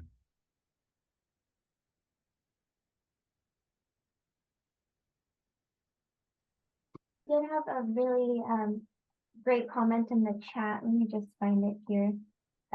Carrie was wondering if you all could talk a little bit about being curious about guilt again, or really just approaching any emotion with curiosity, and how somebody could do that. You want to start, Garrick? I have think some ideas about it. Yeah, no, let's start with what you were saying earlier. I think that's a great way to start. The question is, do you ask yourself a question? What was that question you had? Yeah. What does this feeling have for me? So almost like a dialogue with it. Not just the awfulness of the feeling that you might feel in your body, or judgment, right? All those elements come with judgment, guilt, shame, regret. But a dialogue with it. It might involve some writing. I'm a big proponent of. So when it comes up, or I'm feeling guilty, just acknowledge it, or like think. I guess I'm just wondering how I can move. I really like the slide a lot. I mean, it's really helpful, but I don't know how I can do what the slide was like suggesting to do, I guess. Right. So, I think maybe what I'll do is turn to Garrick's a wonderful reference of Kristen Neff's work, the psychologist whose specialty it is, to focus on self-compassion. And the elements of self-compassion include reminding yourself of your common humanity, right? I'm just a person. I'm just a human doing the best that I can. So that's maybe a place to start. And, without knowing your whole story, to think about the elements of it, and what part is yours, what part may be. I can just quickly share. Yeah, my son sure. passed away in 2021. He was 37 Mhm. from alcoholism, and my twin sister also passed away from alcoholism a few years before that. And then last month, my nephew died from suicide. I'm so sorry for all of those losses. Brutal. It's just overwhelming. Yeah. Yeah, I think that there's, the guilt part of it is part of the journey, but there's also a lot of mourning that is trying to be done perhaps all at one time. And I think maybe the thing to do would be to consider how it is that you deal with what's called grief overload, where you have multiple losses in a very short period of time, or over the course of time, and it's in short proximity to each other. And be able to take the time to grieve each individual person. And I'm going to post in the chat, or maybe Elijah can look it up. It's called Grief Overload. And it's Coping with Too Much Loss. It's Dr. Wolfelt's book. And it's a little book like the one we're talking about from tonight. And it talks about the ideas that you actually create what's called a mourning plan, MOURNING, where you actually say, okay, on Tuesdays, I'm going to grieve this person. On Wednesday, I'm going to grieve this person. On Thursday, I'm going to grieve this person. And you set a time of the day, and you set amount of time, maybe it's 15 minutes, maybe it's more, just depends upon. It's called Too Much Loss, Coping with Grief Overload. And the idea is that you actually sit down and say, on Tuesday, I'm going to grieve, and I'm going to grieve for the next 15, 20 minutes, 6 o'clock, whatever the time is you set. And you basically engage with remembering them, talking about them, journaling about them, feeling what it is that you're feeling around what it is that took place, the loss itself, the person. And then the next day you may, or the every other day, if you've got 3 or 4 losses, you may space them out, but you give yourself permission to grieve them one at a time, because you can't grieve them all at once. That's where it's overwhelming. Okay. Yeah, that's a very good suggestion. Thank you. And that book will Yeah. be very helpful in helping you create a morning plan as it relates to how you're doing Yeah, with the because I'm not situation. doing that.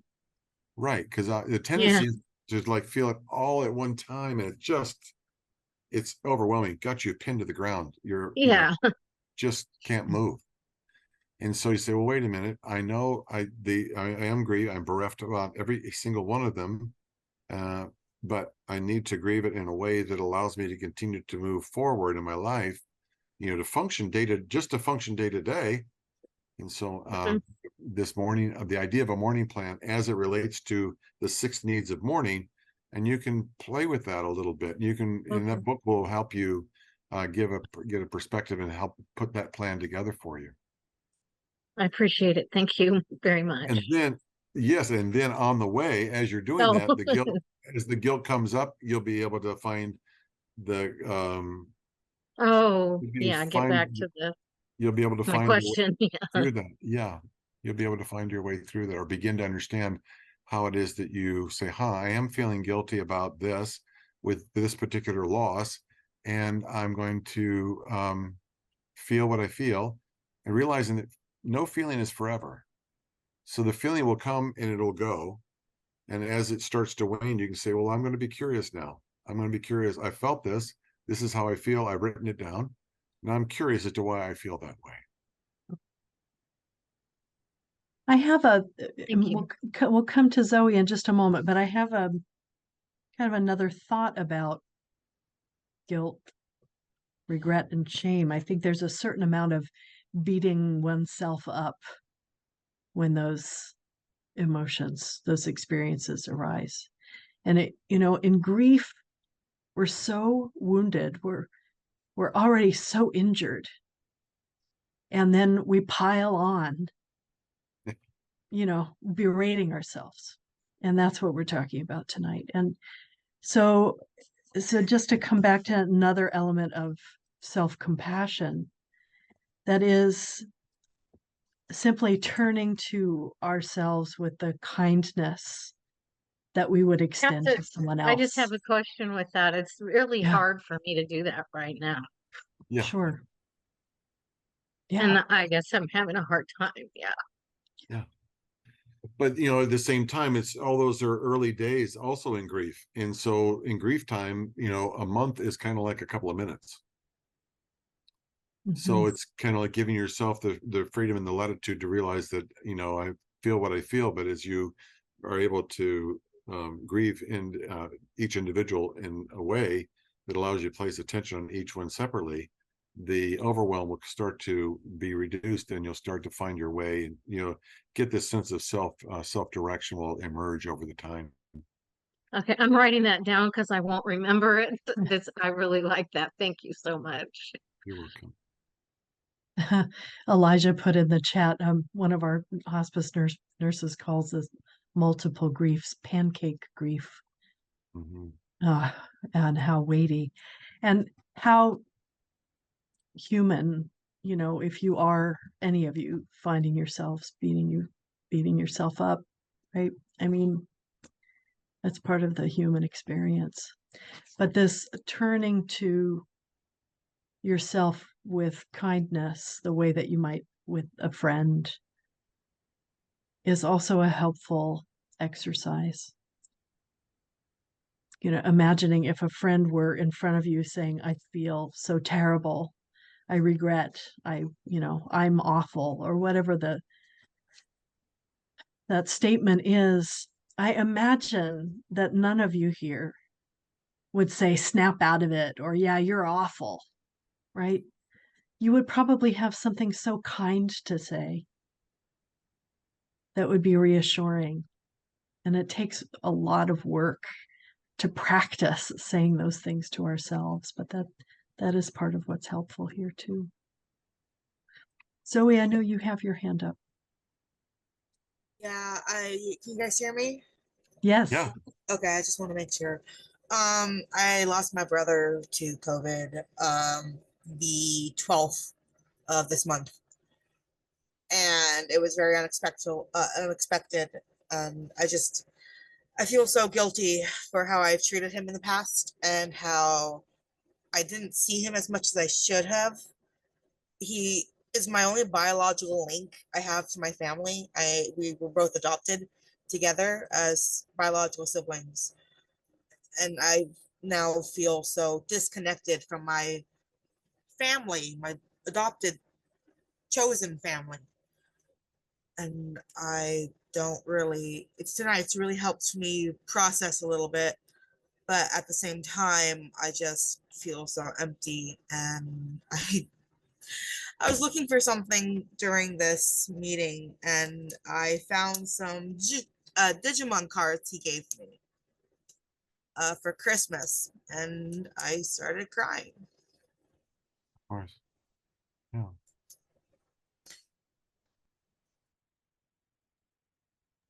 That's it. That's so powerful to find that object. That's a reminder, something to savor. Garrick, you said something earlier about emotions coming and going. And I think that's important to know too. Some permission and some understanding that even if guilt or regret or shame are really present and pretty awful right now, to know that they will continue to transform over time. This With is true, right? Yeah. Yeah. With attention and with intention to explore, investigate, experience, lean in, to to embrace them, to befriend them. That's how they soften. Otherwise, they remain overwhelming. Otherwise, we catastrophize around them, or we add to them by allowing them just to run rampant, which is okay up to the point where you say, well, wait a minute, that's not really how I really feel. What's underneath that? Do you, again, back to being curious about the ideas that where is this coming from? And you can trace it back to where it's coming from and find what the basically the cause of it is the guilty feelings, and you can find resolution to that. Mm-hmm.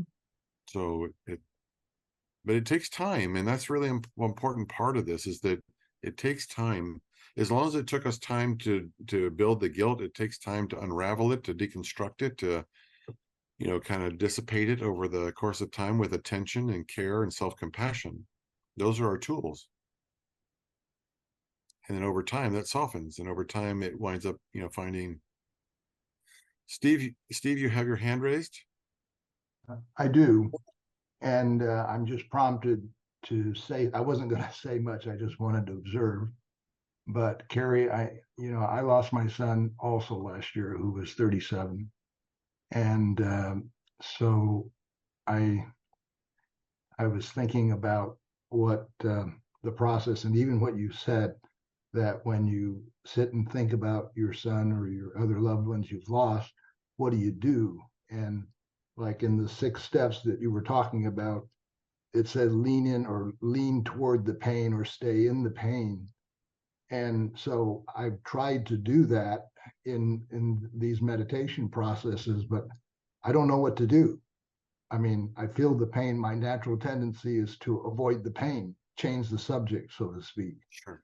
So my question is, if there is an answer to this, is like, where does that go? Or are there questions that I should be asking myself that lead me in a direction that's healthy and positive, or what? I mean, I Good mean, question. there's a number of ways in that painful process when you're there that your mind can go, and some of it's Sure. not good at all. That's right.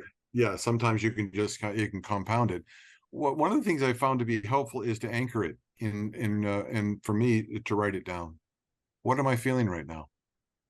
It's almost like a writing exercise. So that the feeling comes up, you say, well, wait a minute, let's ground this. Let's take it out of the ethers and place it on a piece of paper. And sometimes by making that connection, we start to see what's behind it. It gives us a chance to be not in rumination, but a chance to be in the process of manifesting it on paper. And that anchoring or that grounding sometimes takes the emotion out of that place where it's just really jittery and places it in a place where you can actually start to see it and start to understand it. And it starts to calm and it starts to soften and it begins to maybe emerge after several experiences, maybe not the first time, but after several experiences where you start to see the pattern. And in the pattern, you'll find the source. And at the source, you'll find where you can apply your self-forgiveness, where you can apply self-compassion, or you can apply these tools that are available to you. But it takes time. I mean, there's not a magic, pill. There's not a green one or a red one. There just simply is the willingness and the desire and the intention to heal and the willingness to say, well, I'm going to feel what I feel, but I'm going to take action this time and I'm going to write it down. And then I'll recognize the patterns over the course of time as I come to as I befriend these emotions. I'll look for patterns and I'll look for where those patterns are pointing me as to what the source of this is. Thank you, Garrick. Is that helpful? Yeah, I'll try it. Yeah. Right now. I love the Me phrase too, anchor. Thank you. Yeah. Writing as an anchor. That's a phenomenal concept. Lisa had a question in the chat. What does it mean to catastrophize? And can you explain more? So maybe I could give an example. Please. Yes. So I'll just sort of make it up. So if I am feeling very heavy in my grief and just have no energy and I can't get up and I can't take a shower, I can't get dressed today. And in that normal experience of grief, I start to sort of spin and think, well, I'm never going to be able to get up again. And then I'm going to lose my job. And then I'll lose my house. And then right? It's the kind of spinning off into the worst case scenario after worst case scenario. That's catastrophizing. When in fact, we don't know that any of those imagined future scenarios are true. Does that make sense? To be able to notice when those arise. Oh, okay, there I am again spinning.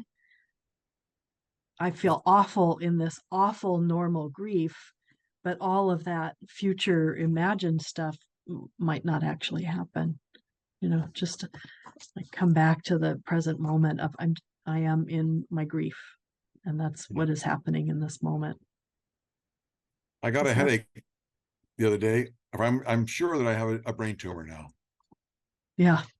So it's like going all the way to the extreme. Yeah. And so I have glioblastoma and I'm not going to be here in 30 days. It's going to be terrible. I'm going to lose, this and that. But the idea is that what it does is it takes me out of the present, because in the present, I'd have to deal with the pure grief. And so it's a methodology by which our mind uses to distract us from what we really are avoiding feeling, which is underneath it is the pure grief. So we catastrophize, we put ourselves into the future and we occupy ourselves. We're busy, trying to figure it all out. And consequently, we're busy not being present to how we truly feel underneath it all. And that takes time to sort that out. So you've got to be good to yourself around that. Yeah. Zia wrote something so powerful. I want to expand on it a little bit. Zia, you wrote, my therapist suggested I start a separate journal that is a dialogue with my mother and brother. Extremely helpful because it allows me to apologize. So many grief experts and authors recommend writing the letter, capital T, capital L, or something like this journaling, in which you say everything that has not been able to be said, to work with whatever unfinished business it might be. Say it all. And sometimes when I'm working with clients, I then ask them to consider writing back to themselves an imagined response from the person who died. And just as you're talking about this dialogue in a journal, it is that back and forth, and it is so powerful that those conversations can continue. Very healing. I'm so grateful you shared that. Yeah. And I have those conversations with Kinslow on a regular basis. I mean, I know Raji talked about it as well. Yeah, I talk to Kinslow on a regular basis. I dream about her on a regular basis. We're always talking about something. And so it's that dialogue, that interaction that gives you the freedom to explore what it is that is on your heart in that moment. So it's great suggestions. You know, Raina mentioned in the chat about how we find balance in showing emotions to the dying person versus being strong.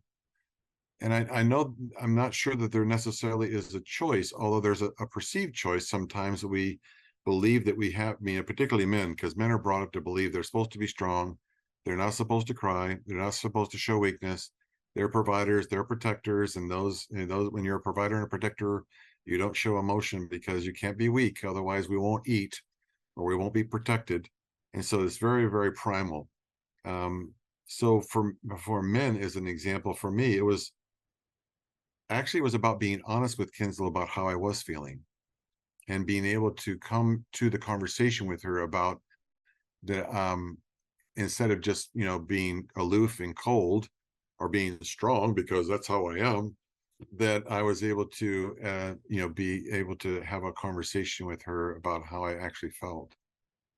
And so it's being strong for someone is something that you can suss out as a person who is dying. Your awareness is pretty heightened about honesty. And so you can see right through someone who's trying to do something that they really is emotionally out of integrity for where they are feeling, truly. And so it's better just to be honest and says, I don't know what to say or how to approach this, but actually the strength is in the vulnerability. And so I thought I would just open my heart and just talk about how this feels right now. It doesn't mean that you're weak. It doesn't mean, it actually means that you're quite strong and able to have that conversation or begin that conversation so that you can explore, where that feeling is coming from within you. Because as you find where that's coming from within you, then you'll find the strength to be able to be present with it. Why, that's a beautiful way of us maybe coming to the end of our conversation this evening. That, Elijah, thank you. You put in the chat a reminder that we have one more of these special sessions with Garrick coming up next month, September 27th. And you're going to delve into another area that's so important to talk about, grief and anger. Grief and anger. Yeah. One of those hot topics that nobody likes to talk about, but everybody has the feeling and experience with. So what do we do with our anger and grief? How do we address it? And how do we understand it or begin to understand it as a messenger and what it has to teach us? So I hope you'll come back, and I'll look forward to being with you. It's been such an honor to walk with you this evening. And thank you so much for allowing me to be part of your life. And thank Thank you you to Garrick all. and Christine for leading this amazing conversation. And I truly appreciate everyone being so open and willing to share these very personal stories and these very personal losses. And I hope that we see all of you in community very soon. Have a great night, everyone. And I'll be sure to follow up with some of these resources. So look out for via email. Exercise, good self-care. Go take a walk, Yeah. drink lots of water, get some rest, go get some ice cream. Apple pie sounds good right now. I don't know. I'm just thinking out loud. Just think about those things, but take care of yourself. Take care of yourself after this session, please. Take gentle care. Best wishes to all of you. Good night, everyone.